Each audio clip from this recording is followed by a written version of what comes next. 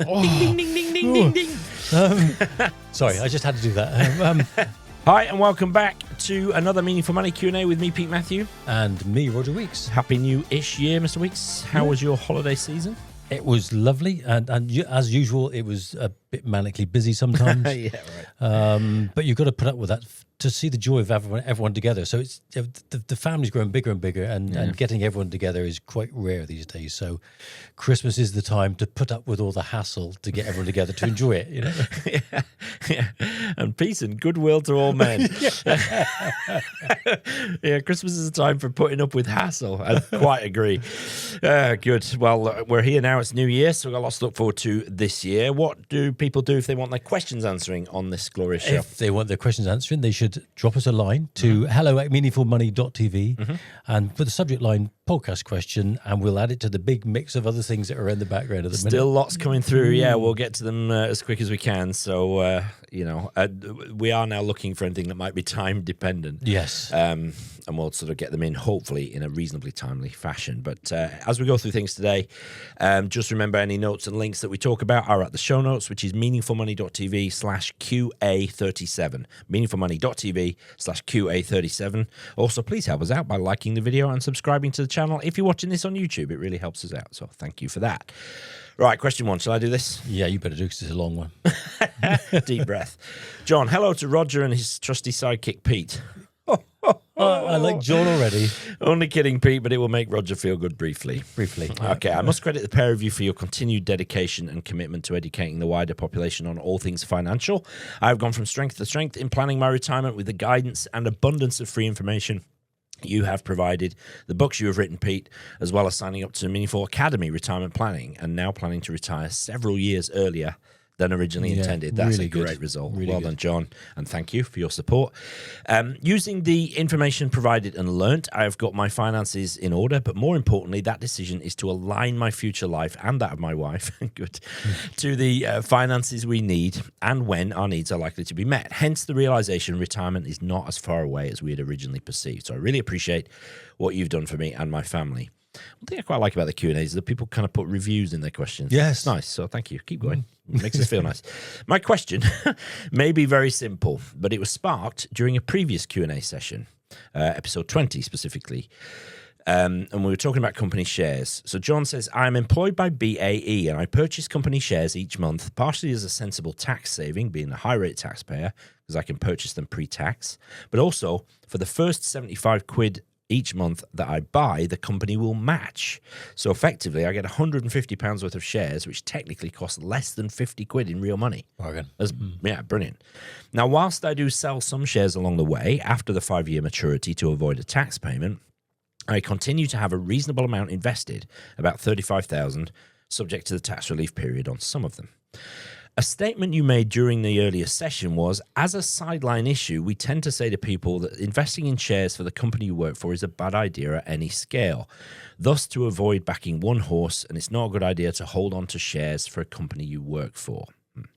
Now, I thought I was onto a winner, says John, and being tax efficient and building an amount of money, which I tap into on an occasional basis, as well as an additional source of income once retired. But are you implying, as you did to that listener, that I might consider cashing some in and transferring the money elsewhere? Perhaps in this instance, it is okay to leave it there, as the examples you gave were for smaller companies in comparison that folded, whereas BAE, one of the larger defense industry companies, doesn't appear to be going anywhere soon. I do have a Royal Navy DB pension already paying out, as well as a Part DB and Part DC pension with BAE, continuing to build it. So I'm not reliant upon that money. That's a key point, which is another factor why I've not considered moving them away. Or am I doing myself a bad deal? I'd value your opinions, not advice. Haha. Thank you for your time. Regards, John. I think it's a matter of size, really. In some respects, I mean, the nice thing is that John says he's not reliant upon this money, which is fine. You know, all of his finances are sorted out with this, and he digs into it now and again, which is fine. I think it's a matter of scale for us, really, in saying that you should. We're not saying you shouldn't invest in the company you work for. It's just that you shouldn't let that be the lion's share of your ownership, effectively, because you're relying upon the salary from the company and actually also the investments. Yeah. I think John is right. BAE is unlikely to go under, but I mean, I've used the example before of a client who had 180,000 quid worth of cable and wireless shares. So he had worked all around the world for cable and wireless, sort of Bahrain, Diego Garcia, all these sort of remote outposts for a company that had been in business for 100 years, pretty much. And yet his £183,000 worth of shares turned into £8,000. I eventually sold them for his widow, I think, for around 20-something, 27,000, I think, if memory serves. Now, he wasn't dependent on that money either, fortunately.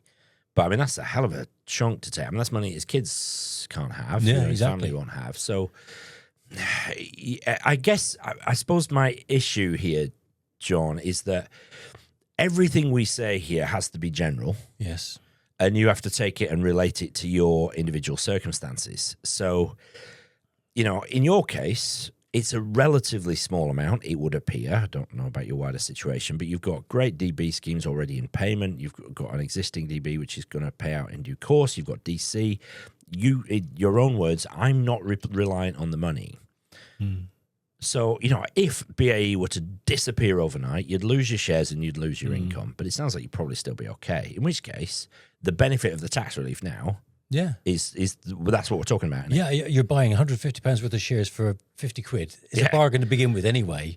I suppose you've got to say to yourself is that, as long as an external investor, if you looked at it and said, okay, the shares themselves look like they've got prospects for growth, they're good dividend earners, why would I not own them even if it didn't work for the company? That'd be a wise move. If it's your only investment, even if it's a small amount, I would say you ought to dilute that a little bit, perhaps. Yeah.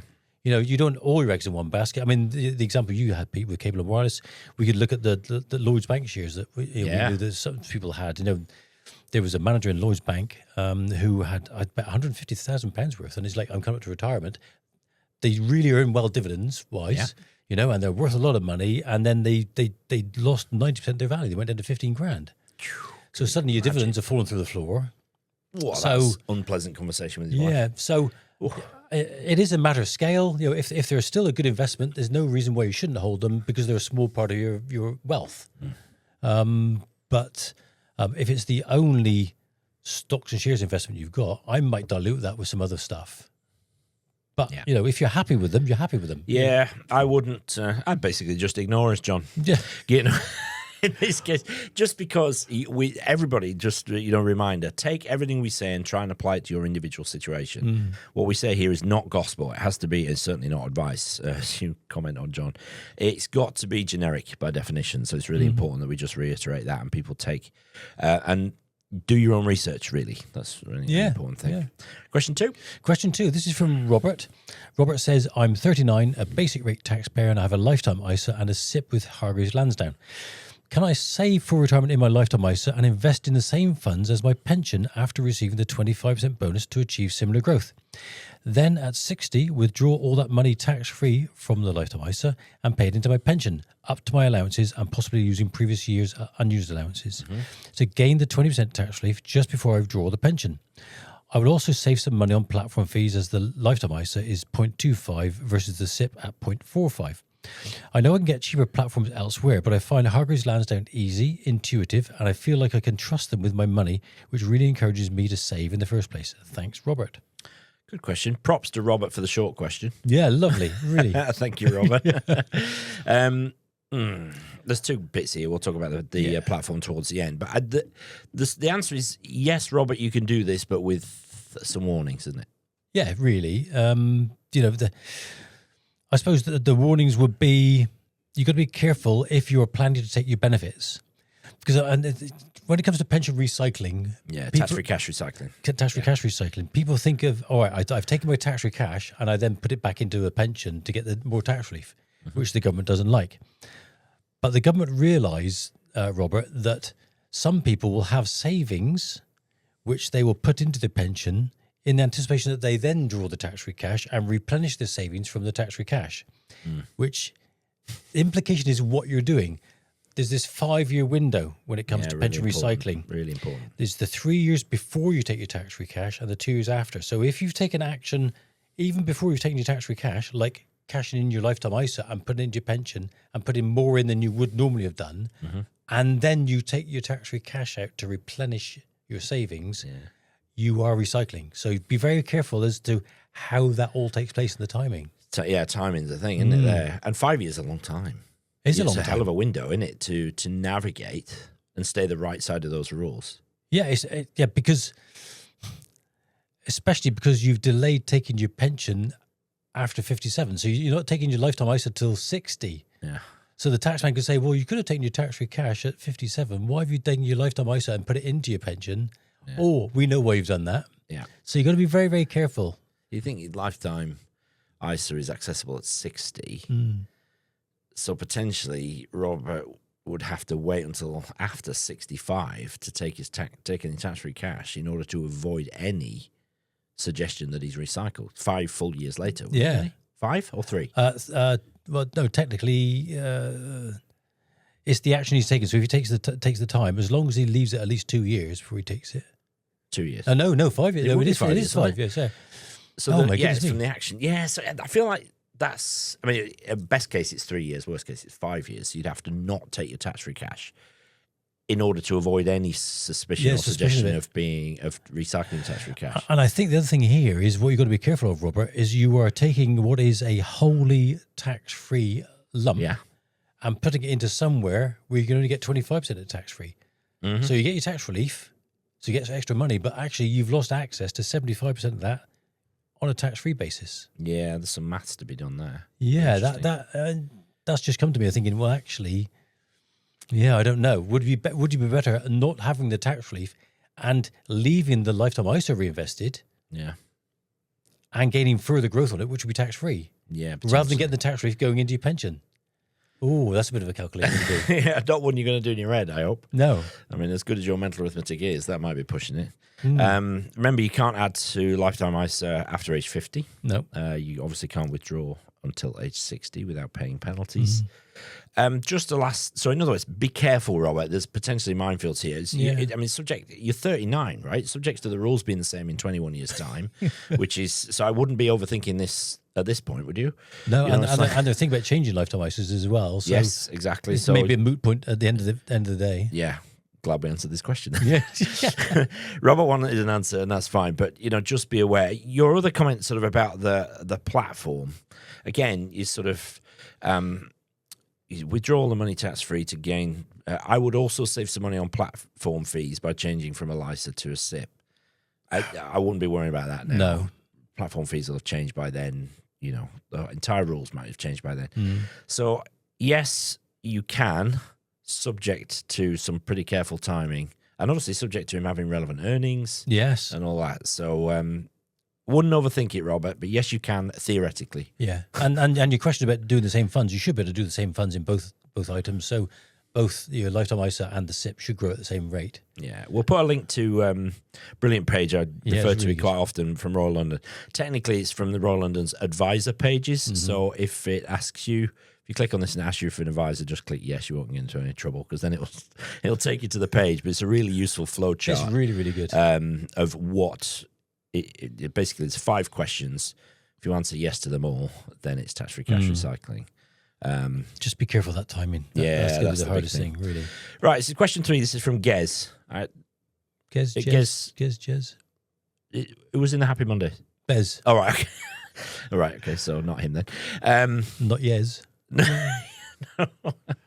Hi, Pete and Roger, long-time fan and listener. Thanks for all the great work you do. You're welcome, Gez. Thank you. I'm 40 years old and a member of the local government pension scheme, DB scheme, which I've been paying into since my early 20s. And my partner is also in the central government DB scheme. We have no debt other than our mortgage. All sounding good so far.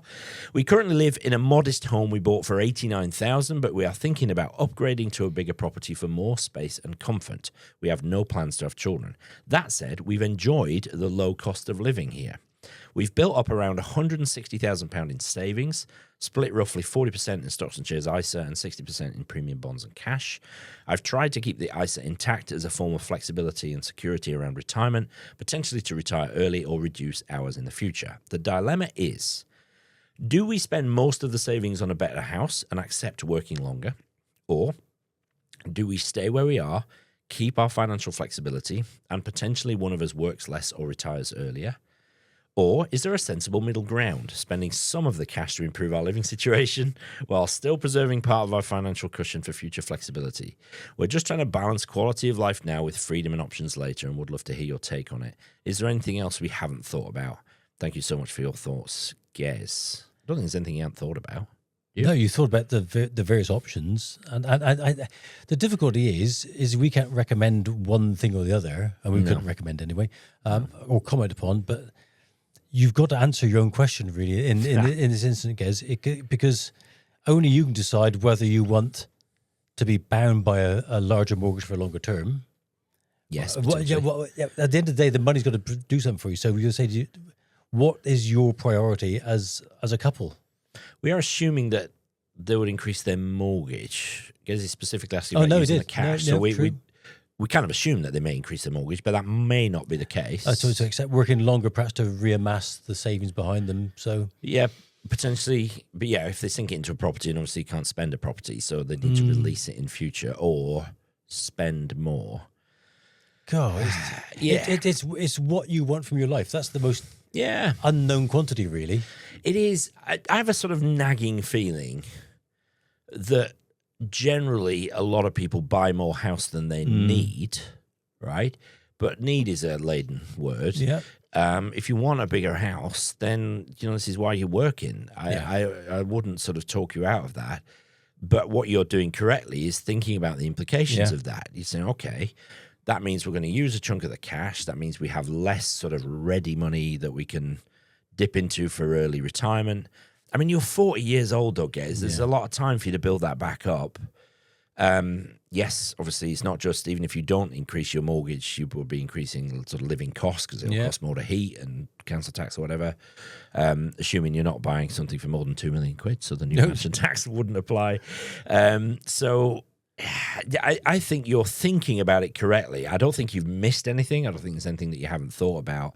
I think as with all financial decisions, there's no right answer here. You've got to find something that kind of works for you. And I have a comment here about my, having spent money on our kitchen here, saying, okay, so it's money that I can't use for holidays.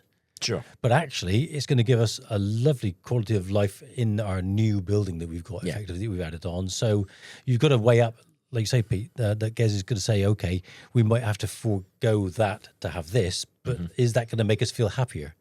And only you can do that, It's and sometimes, like I've just found out, spending the money in the kitchen has been well worth it. Yeah, right. You know? Yeah. We did the same. We extended. I guess sort of frames it. We're thinking about upgrading to a bigger property for more space and comfort. That sort of suggests potentially that there's a little bit of frustration where they are. Maybe that it'd be great to have a bit more room. Maybe it's entertaining with friends and family or whatever. So I would. One of our sort of golden rules is that you sort of prioritize today over the future, because the future isn't guaranteed. So, but not mutually exclusively. No. So you need to balance. So I think you're thinking correctly, guys. And when you make your decision, one thing we always say is, don't sort of second guess and sort of look back and say, well, what if we'd have done it different? Yeah. You are where you are. Make a decision. Make the best of the new situation and build that cushion back up again. You might get promotions. There might be, something that happens in your life that suddenly drops some money on you, or an increasing savings rate or whatever. There's more variables at play here, just because that's the way the universe works, than savings versus property. Yeah, and if you look at it this way, Gez, is that you've between you have amassed £160,000 of savings. We don't know over what term. So if you spend that and you don't increase your mortgage and everything stays the same broadly, then you should be building that savings up again. So that will again replenish your chance of one of you retiring early or whatever you want to do. So it's not going to hamstring you for not doing it in the future. No, I don't think so. Cool. All right. Hope that helps, Gez. Question 4, Rog. Question 4. This is from Stephen. It says, hi, Pete and Rog. Big fan of the show, and I appreciate the helpful topics you cover. Good. I'm currently going through a remortgage, and I'm extracting equity from our house to invest. Ding, ding, ding, ding, ding, ding. Sorry, I just had to do that. The new mortgage rate is around 4%, and our loan to value will be about 80%. The additional monthly costs are within our budget too. My strategy is to invest the extracted amount in a stocks and shares ISA with my wife, utilising the £20,000 allowance for each of us each tax year. This will be invested into globally diversified index funds. Good, you've learned that way. I have run calculations on how much I'll be paying in additional interest versus how much is probably going to be from stock market returns. So over 25 years, Stephen has said the additional interest paid on the £50,000 will be at about £29,000 at 4%. Assume it stays at 4%. Yep. Over 25 years, having invested £50,000, I would need to return 1.84% to break even from this deal. This is due to the way the mortgages are amortized via repayment versus the investments compounding positively. So where the investment goes in as a whole, but the loan reduces over time. Yeah. With conservative returns of 7% used, this will net £236,000 of interest. Am I missing anything here? Keep up the great work, and I'm very interested to hear whether you have done this in the past, Stephen. Well, neither you or I have done it. I've never done this in the past, Stephen. No, never would. That doesn't mean it's fundamentally wrong, but it does. The reason why Rog sucked air through his teeth and I went ding, ding, ding, ding, is because this is sort of one of the things that kind of raises our hackles as advisors, isn't it? Just because this is a high-risk strategy, there's no doubt about that. Oh, yeah. This is textbook leverage. You're using somebody else's money to build your own wealth. That's fine. I mean, plenty of people do that. People do that to build companies. But, your house is at risk with a mortgage. We have to kind of nail that down. You're borrowing an extra 50,000. Look, I mean, the numbers, you're clearly working out the numbers. So it's not for us to say, well, this isn't going to work, because it may well. You could have a cracking return. I think what's incumbent on us is to remind you of the risks here, which I'm sure you know of, but given you asked the question, let's nail them. Exactly. We would never suggest to borrow to invest. It's not in our DNA to do that, because it puts you on a high-risk strategy, as Pete said. But it sounds like you're already committed to doing it. So you've obviously sat down and run the numbers, and it seems to make sense to you. And we're not saying it's wrong at all. No. But you would just make sure you've considered all the financial aspects or the other aspects around the background of this that could cause you a problem. I mean, mathematically, it might be all well and good. Yeah, it probably will, but there's the reasons why it might not be. So obviously you still have to pay the mortgage, and you're going to pay an increased payment. So there may be, you need to sort of risk, it's almost like wargaming the risk, isn't it? So what happens if, ask that, what happens if you are unable to work for a long period of time? Yeah. What happens if you lose your job? What happens if you and your wife fall out? And, I mean, that'll change everything anyway, and you decide to separate. What happens if interest rates rise significantly, which has happened in the not too distant past? So these are things. And what happens if all that or any of those things happens while your 50,000 is distressed, invested? What happens if it's sitting at 40 grand because the markets have tanked? Yeah, which will happen. And you suddenly think, okay, I need to dig into that, because that's my only source then of cash I may have in the background. Yeah, really important. I kind of really hope there's an emergency fund behind you. Yes, yeah. So this is money you can leave for the long term, because if it's money you're going to dip into, this is a catastrophic strategy potentially. But as long as you've run the numbers, that's evident from the way the question is framed. You had a question about if the alternative of not borrowing it, but instead investing the...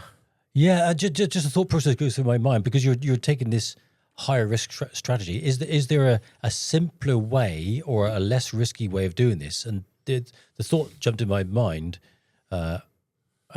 Stephen, is that you're going to be paying X pounds a month extra on your mortgage.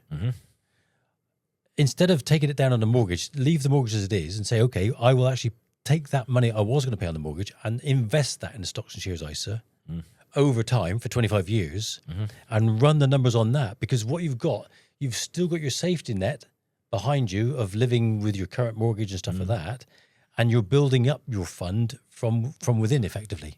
Yeah. I just wonder whether that's a far less stressful strategy in my head. Yeah. And it might give you the flexibility you need. Yeah, it might. So again, we're not saying that this is wrong, Stephen. We're saying this is riskier than we would ever recommend. One other thing just to say at the end, as advisors, we are trained to pick up on people's use of words, right? So one line that sort of screams out at me here is, with conservative returns of 7% used, may be true historically, but future returns are not guaranteed. We don't know what the next 10 years have been. For 10 years, the S&P 500 in America essentially returned nothing, essentially in roughly the first decade of this year. So, 7% compounding is actually really powerful if you straight line it, but that might not be the case. No. And the other thing is, we say with conservative returns of 7% used, this will net £236,000 worth of interest. And both of our sort of spidey senses tingled, didn't they? Because when people use the word interest to describe returns from investments, that's not the correct word. It's not interest. Interest is guaranteed, essentially. You get given a rate of interest and you know it's going to get added to your money. Returns on the stock market are not. They are capital growth, so the value of what you've invested in rising or falling, and dividends produced, which are get reinvested. Neither of those is guaranteed. So just when people use the word interest to talk about returns from actual real asset investments, it just sets our alarm bells ringing, is all. So that might just be the way you drafted their email, Stephen, right? I'm not saying you don't understand this. In fact, that seems not to be the case. You very much do understand what you're doing. So tread carefully, we wish you well with it. But we think that's quite a risky strategy, certainly too risky for most in the population, but maybe not for you. Yeah, and if it's not too late, you can just reassess based upon what we've said to you. Perhaps even run the numbers on paying the extra mortgage payments you would have paid into a fund to see how that works, because you've got the comfort of you can stop that. Once you've borrowed the mortgage, you've borrowed the mortgage. The irony is, of course, I think this question came in July. Stephen's probably already done it and made 10% on the money since then. So now he thinks, well, these people don't know what they're talking about. Yeah, so. well, hindsight's a great thing. It is. Right. So this is question 5. This is from Martin. Hi, Pete and Roger. Recent discoverer and now big fan of the show here. I've now caught up on all the Q&A episodes and I'm continuing to work my way through the back catalogue. A lot of material. There's a lot. Exclamation mark. It is. Yeah.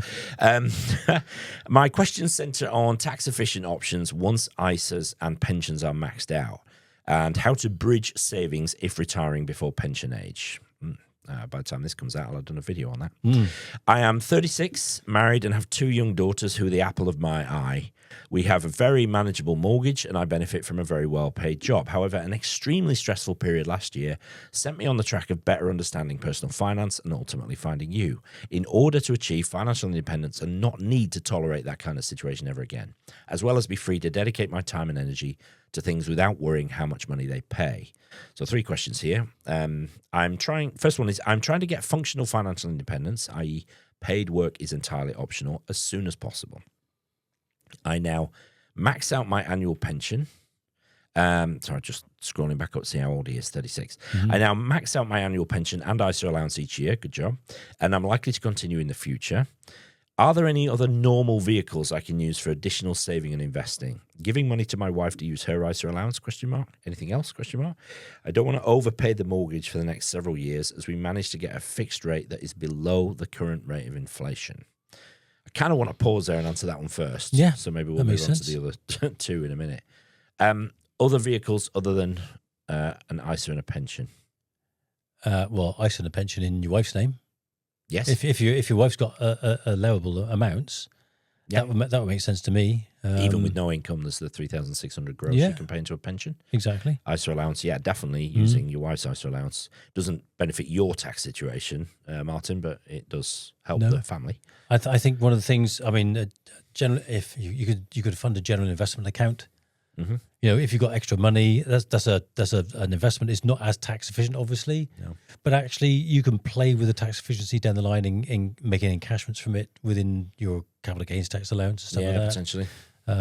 You could even then allocate some of that to your wife then, and she can cash some money into the capital gains tax allowance. So you could consider the 2 sort of other main tax relieved investments. One is called a venture capital trust.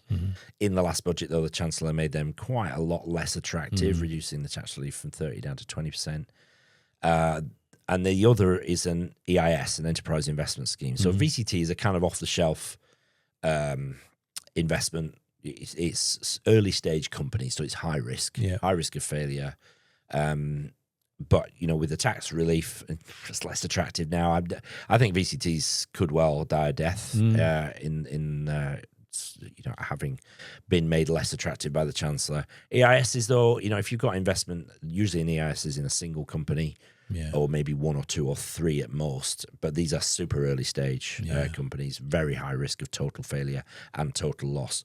There's 30% tax relief on those. There is loss relief. So there's lots of tax advantages, but we always say don't let the tax tail wag the dog. But generally, use your wife's allowances, particularly if she's got earnings and you can max her pension. That would be where I'd start. And I suppose at 36, you could do lifetime ISAs. Yes. Although they're not accessible till 60. So your requirement to retire early, you just need to be funding some other things in the middle. Yeah, but lifetime ISA is a good lifetime shout. ISA might be because you're both below 40 by the look of it. So you can start those and pay until you're 50. So that's another fund you can access later on in time. Yeah, and tax-free after age 60. Tax-free. So some things there. Right. Martin's second question. I have a good understanding of our essential and discretionary spending. With a conservative annualized rate of return, I could theoretically stop contributing to my pension pot in the next 7-ish years, and compounding would mean it would be big enough to fully support us once we can access it. My question is there a good rule of thumb or approach for working out how much I need to save outside the pension if I wanted to stop working for money before 57? Is it just a case of working out, number of years multiplied by expenses, or is there anything more sophisticated to it? That's basically it. But once you start layering in variability of returns, inflation is the key variable. Yeah. There's you've got 21 years before you're 57. There's a lot of maths involved there. And even if you said, I would allocate that to cash because I'll be spending it to cash because it's spending needs, so you won't take too much risk on it. It's not necessarily the number of years times the expenses because that assumes you get no interest. Yeah. So there is a bit of calculation saying I don't need as much, so I'll get some interest on which I'll draw out as well. So it's returns but minus inflation. Yeah. So there's more to this than meets the eye. Something like cash flow modeling sounds ideal for me. Well, this is what kind of we as advisors do for a living. So we use very capable, powerful software that will do the mathematical heavy lifting for you. It'll sort out. It understands the tax system. It'll factor in inflation and all that sort of stuff. That's available in Meaningful Academy. So you would, if you join, say, the Build Wealth, because that's the period you're at, the Build Wealth phase of the Academy, you get a year of Voyant Go, tons of videos to show you how to use it. But I don't know there's a rule of thumb here. I think given your situation and what your sort of disposable income is each month, you could build that and say, right, I want to retire at, say, I want to make work option like 50.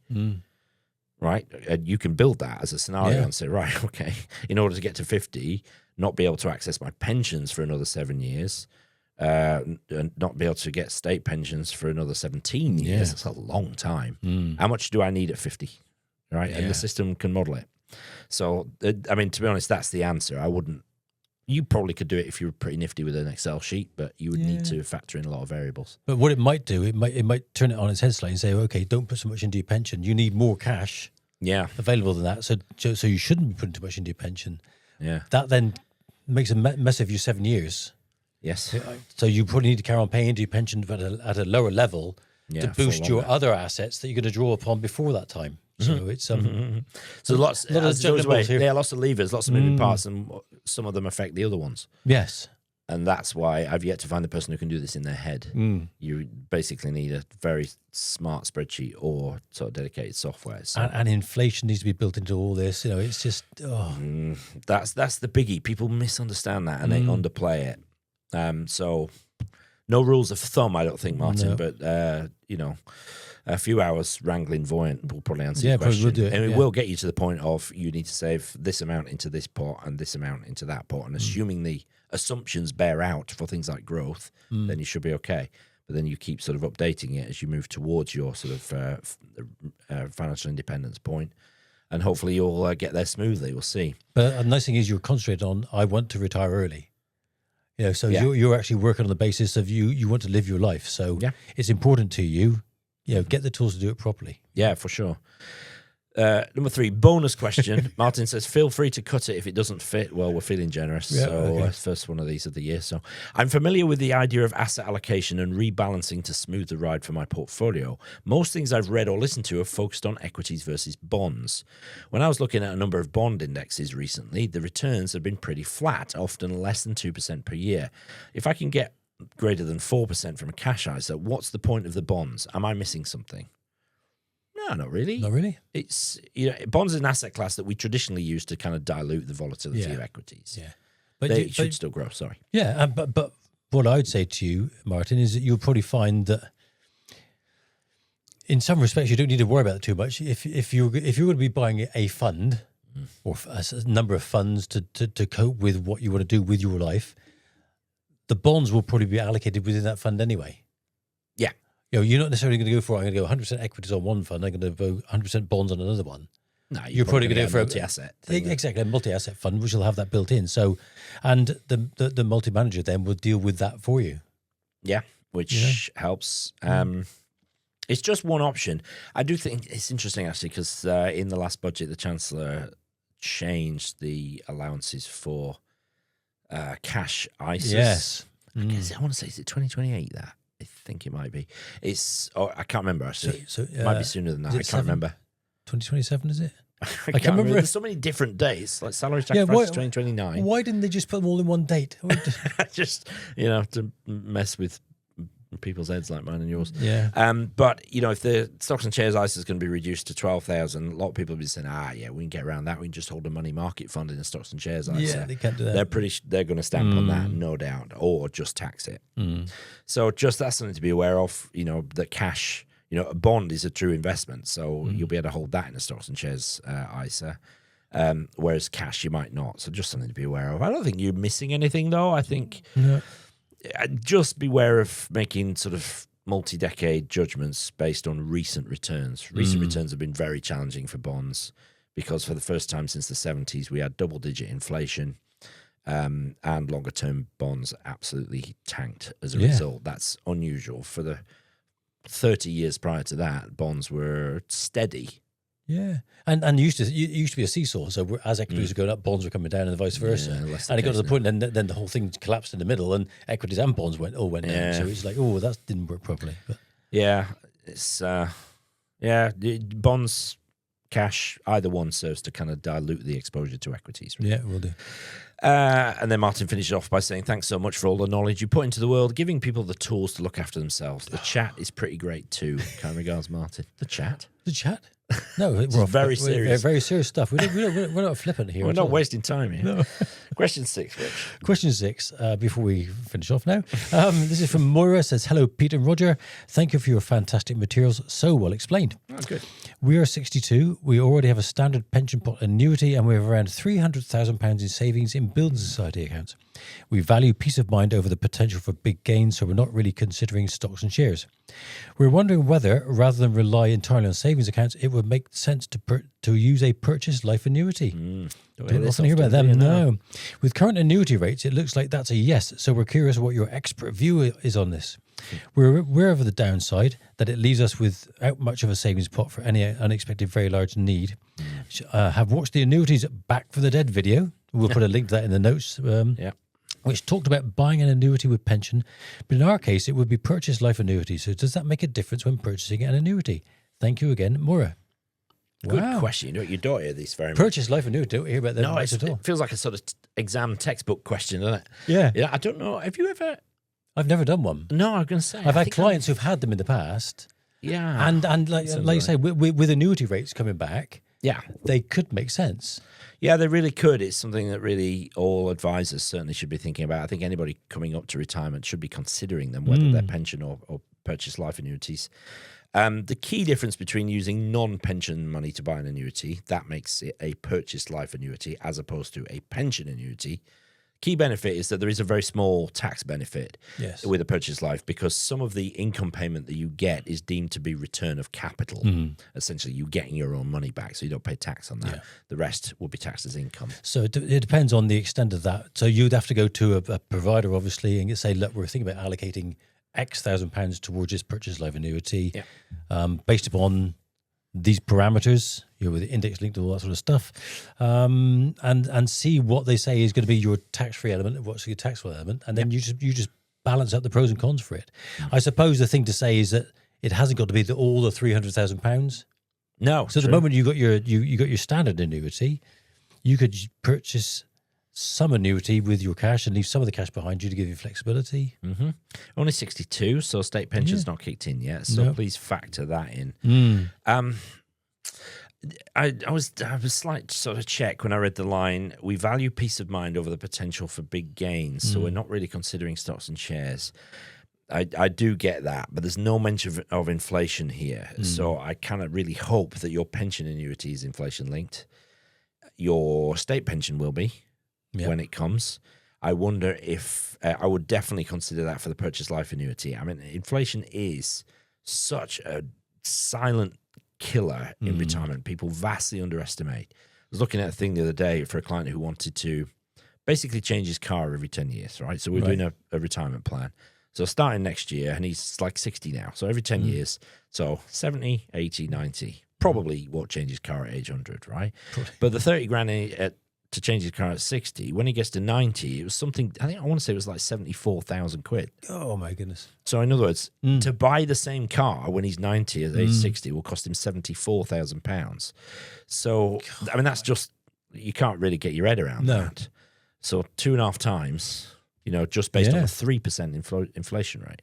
So inflation is brutal. So if you have a fixed income over a 30-year retirement, that income is going to be worth vastly less. Digs a big hole in your finances. It really does. So having cash invested to beat inflation over time it's not just about peace of mind. It's about beating inflation, which is a guaranteed killer. Yeah, and it's one of those strange things is that to get to where you want to be, you might have to take some risk. Yeah. There was this calculation done with one of our investment companies, 7am, a few years back, and they were looking at it and saying actually, whereas people used to de-risk as they got to retirement because they didn't want to take any more risk, is actually, in order to give you the life you want, you should actually be ramping up your risk in certain respects. Yeah. You can't afford not to. Yeah. So because at some point your income's going to stop. Yeah. So you need to dig around. Your money's got to work harder for you to give you the same. Yeah, I feel that the sort of way the question is worded, it's a little bit sort of all or nothing. Do we basically decimate our savings to buy a purchase life annuity? We gain the guaranteed income. You gain it for life. We don't know how long life is. You're 62. Potentially, there's a sort of, do you have a temporary annuity for 5 years before your state pensions kick in? Yeah. I feel like there's some planning to be done here rather than we've got this money, we could buy this thing. That just feels a little bit too kind of siloed to me. I would, the sort of thing as a financial planner, I'd be building scenarios and looking at options. Well, actually, especially if you think, in 5 years' time, a state pension will kick in. Well, if you've both got full state pensions, that's an extra £25,000 a year. That makes one hell of a difference. Huge difference. Yeah. Many people could live on that. Yeah, so it's not completely binary. You could buy an annuity with some of it and keep some of it in the background for flexibility. But as Pete said, be mindful of this inflation thing. So when you look at an annuity, look at having a inflation-linked annuity because you want security of income. Well, it needs to be index-linked, ideally. That will knock a hole in that a little bit as well. It would. I just get really nervous when people don't have cash behind them. I mean, you could always equity release, assuming you own your own home. If something massively kicked off and you needed to get your hands on 50,000 quid for whatever reason and you didn't have it in the bank anymore, you could equity release, potentially, assuming your house is mortgageable. But that should be a last resort. I just think, if you get your sort of savings to a point where it's kind of, there's not a lot left because you've used it to buy a purchase life annuity, you need to be it puts really extra onus on you to be careful of your spending, doesn't it? Living within your means going forward. But your situation, Maura, so hopefully we're giving you some stuff to think about at least. Yeah. And you could even say, okay, if I were to get the figures from the annuity company and see what they say and say, okay, if you didn't do that, just do a quick calculation. Okay, if I just kept the money in cash or invested some of it and drew that same annuity out of the savings I've got, how long would that last? Yeah. Cool. Yeah, interesting. There's no right answers. Never is. That's the thing. No, You've just got to no. try and give people stuff to think about. A bit of balance in our thought process, really, more than anything. So, yeah, but hopefully those answers were helpful. If they weren't, then we've tried hard. We've tried our best. Hope you'll forgive us. But please do keep them coming in. We're loving doing this season, these sorts of questions. hello@meaningfulmoney.tv with the subject line podcast question, and it'll be dropped into the mix. It will. That's it for this week, though. I hope you enjoyed it. Talking about risk, actually, as we've mentioned a couple of times, that's what we're going to be talking about next week. So for any links that we've mentioned for this episode, go to the show notes, meaningfulmoney.tv/QA37. Hope you enjoyed it, though. Thank you so much for listening. Thank you, Mr. Roger Weeks. Cheers, Pete. We'll talk to you next time.